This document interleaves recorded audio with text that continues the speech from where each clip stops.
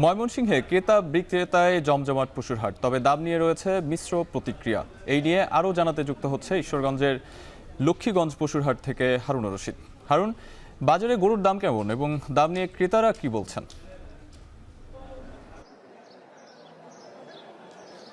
শাহাব, ময়মনসিংহের কোরবানির পশুর হাটের চিত্র যদি আমি একটু বলি, আজকে কিন্তু প্রচুর কোরবানির পশু, বিশেষ করে গরুর আমদানি হয়েছে বাজারে। আমরা যে বাজারটিতে আছি এটি ময়মনসিংহের ঈশ্বরগঞ্জের একটি ঐতিহ্যবাহী কোরবানির পশুর হাট, লক্ষ্মীগঞ্জ বাজার।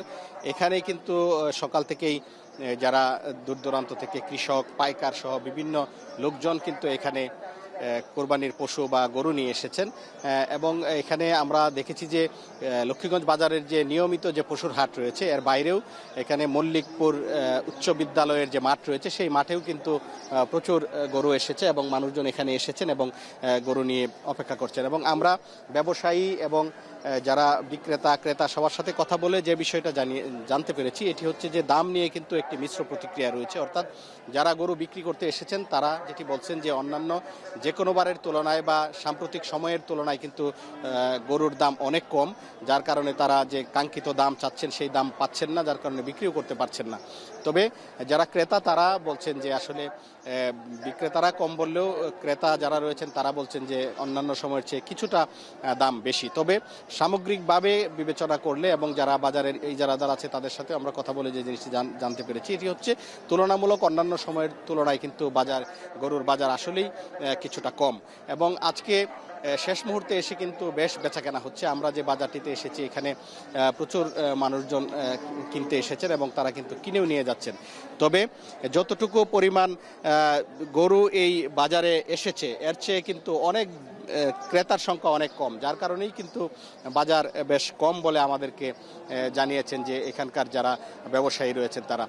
তবে সামনে আরও দুদিন রয়েছে, সেই 2-3 দিনে কিন্তু আরও বেশ বেচাকেনা হবে এবং আশা করছেন যে পার্শ্ববর্তী যে আরও যে হাট বাজারগুলো রয়েছে পশু, যারা আজকে যে পশুগুলো এখানে বিক্রি হবে না সেগুলো কিন্তু নিয়ে যাওয়া হবে অন্য পশুর হাটে। তো সব মিলিয়ে কিন্তু একেবারেই ক্রেতা বিক্রেতার হাট ডাকে কিন্তু বেশ জমজমাট আজকে লক্ষ্মীগঞ্জের কোরবানির পশুর হাট। তো এই ছিল আমার কাছে সর্বশেষ। ময়মনসিংহের কোরবানির পশুর হাট থেকে আমাদের সাথে যুক্ত ছিলেন হারুন রশিদ। আজ জামালপুর থেকে ঢাকার উদ্দেশ্যে ছেড়ে যাচ্ছে 3টি ক্যাটল স্পেশাল ট্রেন। প্রতিটি ট্রেনে 25টি করে ওয়াগন রয়েছে। এ নিয়ে আরও জানাতে ইসলামপুর থেকে যুক্ত হচ্ছে জুয়েল রানা। জুয়েল, এবার কতগুলো গরু ঢাকার জন্য আসছে জানাবেন?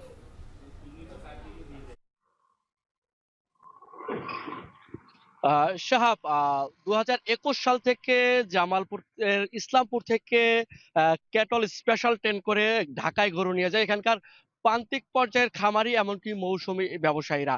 আজকে যদি বলি, আজকে দ্বিতীয় দিন অর্থাৎ দ্বিতীয় দিনে শেষ একটি ট্রেন যাচ্ছে। গতকালকেও দুটো ট্রেনে অর্থাৎ 50টি ওয়াগনে 800 গরু ঢাকায় নিয়ে যাওয়া হয়েছে। আজকে সবশেষ তৃতীয় যে ট্রেন রয়েছে সেই ট্রেনে 25টি ওয়াগনে 400 গরু নিয়ে ঢাকার উদ্দেশ্যে কিছুক্ষণ আগে ছেড়ে গিয়েছে ঢাকার উদ্দেশ্যে ট্রেনটি।